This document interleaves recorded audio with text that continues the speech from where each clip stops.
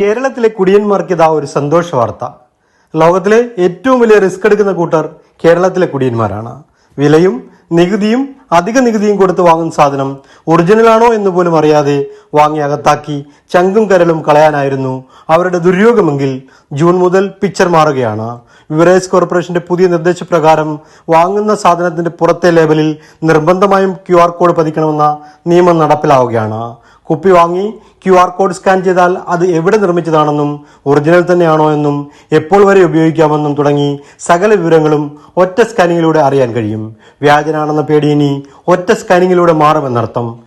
പിന്നെ സ്കാൻ വല്ല അച്ചാറോ മറ്റോ തൊട്ടുകൂട്ടാൻ കൂട്ടി കൊടുക്കുന്ന കാര്യമാണെങ്കിൽ നോക്കാമല്ലേ.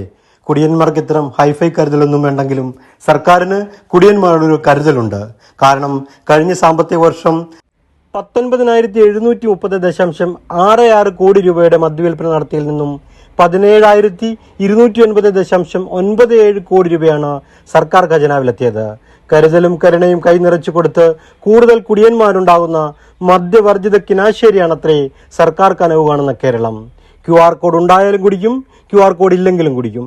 കാരണം കുടി നിന്ന് കണ്ണീരിലാകുന്ന കേരളത്തെപ്പറ്റി ഓർക്കാൻ പോലും കരുണയുള്ള കുടിയന്മാർക്കാവുന്നില്ലല്ലോ.